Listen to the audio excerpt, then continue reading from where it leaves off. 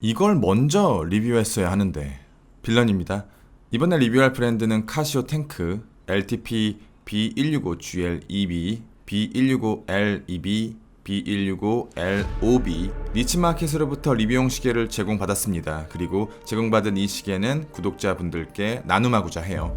나이 성별 제한은 없습니다만 시계 사이즈 특성상 손목둘레 18cm 미만이신 분들만 신청해 주시고요. 별도의 만남 없이 당첨되시면 택배로 바로 붙여드리겠습니다.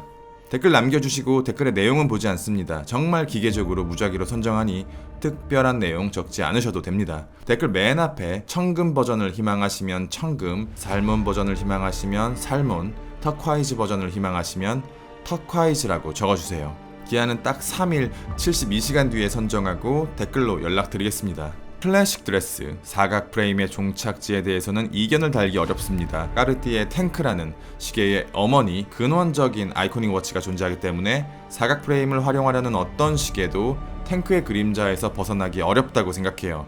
압도적인 영향력을 전방위적으로 미치고 있다고 생각하고요. 그것이 저렴한 쿼츠 무브먼트를 사용하면서 고급스러운 마감 방식이나 피니싱 없이 까르띠에라는 브랜드명 하나 새겨두고 500만원이라는 명세표를 붙였음에도 쉽게 구할 수 없는 이유라고 생각합니다. 그래도 팔려요. 그래서 굉장히 많은 브랜드는 사각 프레임을 활용함에 있어 가불기에 걸립니다. 탱크의 영향력에서 완전히 벗어나거나 영리하게 이용하거나. 오리지널 탱크의 오마주의 오마주, 세이코 탱크는 이미 리뷰를 진행한 이력이 있습니다만 사실 카피와 오마주 사이에서의 외줄타기는 카시오가 잘합니다. 훨씬 더 잘해요. 이번에는 카시오 탱크입니다.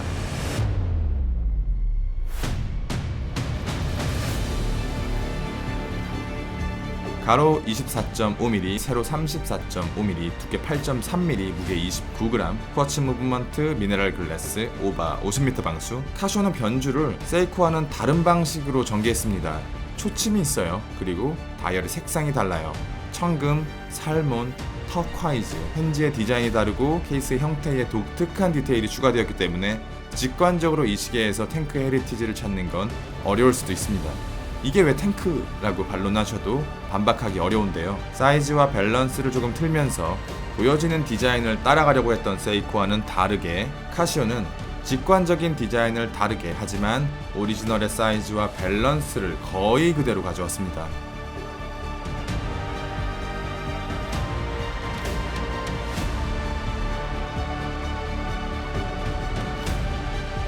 다이얼의 질감이 되게 매력적입니다. 보통 이렇게 저렴한 시계 같은 경우에는 세이코가 탱크 오마주에서 보여줬던 것처럼 아무런 기교를 더하지 않는 게 정상입니다. 그런데 카시오는 가격과 상관없이 이런 디테일을 넣어주느냐 넣지 않느냐로 시계의 급을 나누지 않아요. 해줄 수 있는 건 해주는 브랜드예요. 청금 모델의 네이비 다이얼의 경우 다이얼이 어두운 편이라 잘 보이지 않지만 접사를 해서 보게 되면 살몬, 터콰이즈. 다이얼은 단순히 특정 색상을 프린트해놓은 수분기 없는 매트 다이얼이 아니라는 것을 알 수 있습니다. 썬레이 브러싱이 입혀진 것도 아니고 눈에 확 들어오는 에그쉘 다이얼도 아니지만 미묘한 작업을 해두어서 육안으로 보는 다이얼 위에는 약간의 글로시함이 묻어나옵니다. 스틸 소재의 힌지는 두 개의 면으로 구분되어 있어 빛에 대한 반응성이 매우 높습니다. 다채로운 디테일이 많지 않은 시계에 양념이 되어주고요. 초침의 색깔은 각기 다릅니다. 시계의 컨셉에 비해서 초침은 굉장히 캐주얼한 느낌이 들어요. 청금의 초침은 주황, 살몬의 초침은 터콰이즈, 터콰이즈의 초침은 네이비. 마치 서로 다른 색상의 시계를 저격하는 것처럼 짝을 이루고 있습니다. 한 가지 아쉬운 건 두께입니다. 8mm가 두껍다는 소리를 들을 만큼의 두께는 아니지만 쿼츠 무브의 두께가 케이스의 두께를 커버하기 어려울 정도로 두꺼운 건지, 너무나 완벽한 카피를 하는 것에 대한 두려움 때문인 건지, 오리지널에 대한 존중 때문인 건지 2mm 정도 오버된 두께가 케이스백과 베젤로 나눠지면서 오리지널과 거의 흡사한 밸런스와 모양을 가졌음에도 첫인상이 낯설어 보이는 이유가 됩니다. 글래스의 소재는 미네랄입니다. 사파이어 글래스의 쨍한 느낌은 없지만 이렇게 빛을 부드럽게 통과시키는 미네랄 특유의 감성을 저는 너무 좋아하고요. 탱크 루이, 탱크 머스트의 둥그스름한 케이스의 곡률까지 엇비슷하게 잡아놓으면서 폴리싱 마감도 완벽하게 해놓았습니다. 세 개의 색상 중에서 가장 화려한 건 아무래도 청금입니다. 골드 색감이 가지고 있는 힘이 스틸과는 다른 차원에 있다고 생각하기 때문에 손목 위에서의 위력이 더 강력하게 느껴지는데요. 금빛으로 도금된 사각시계가 우스꽝스러워 보이지 않을 수 있는 브랜드는 카시오뿐이라고 생각해요. 청색과 금색의 조합은 시계 씬에서 치트키 수준의 만능 색배합인데다 기본적으로 제공되는 블랙 스트랩과의 합도 꽤 잘 맞고요. 다이얼의 색이 짙은 편이기 때문에 이렇게 빛이 글래스 끝에 살짝 걸려 있으면서 다이얼의 채도를 나눠 가져갈 때 가장 아름다운 모습을 보입니다. 여러 각도에서의 착용샷을 보여드릴게요.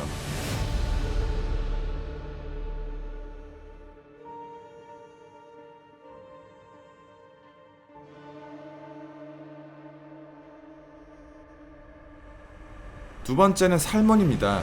살몬 다이얼의 색감은 결코 가볍지 않아요. 꽉 채워져 있는 묵직한 질감의 살몬 다이얼이고요. 글래스 전체의 하얀 빛들이 타고 흐를 때 다이얼 본연의 무거운 질감을 덜어줄 수 있을 때 이 다이얼의 진가를 만날 수 있다고 생각합니다.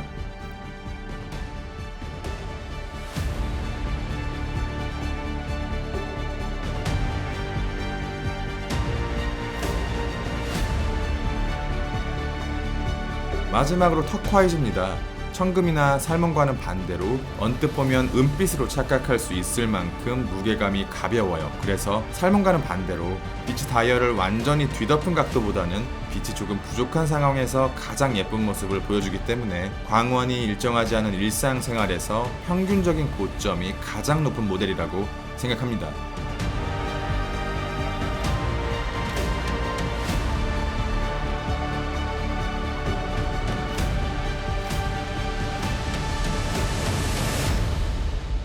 세이코 탱크인가 카시오 탱크인가?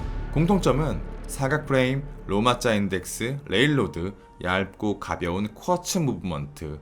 차이점은 세이코가 20만원대, 카시오가 10만원대. 절대적으로는 둘 다 그렇게 비싼 가격대는 아니지만 상대적으로는 꽤 차이가 많이 나네요.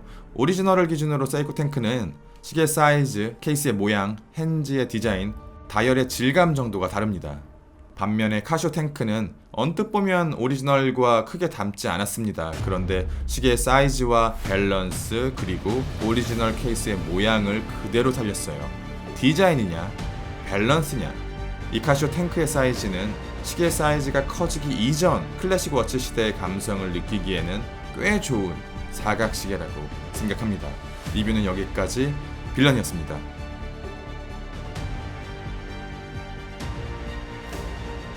국내에 출시되지 않은 해외 내수용 시계를 저렴하게 판매하고 있는 니치 마켓에서 와치빌런 구독자분들에게 10% 할인 쿠폰을 제공합니다. 감사합니다.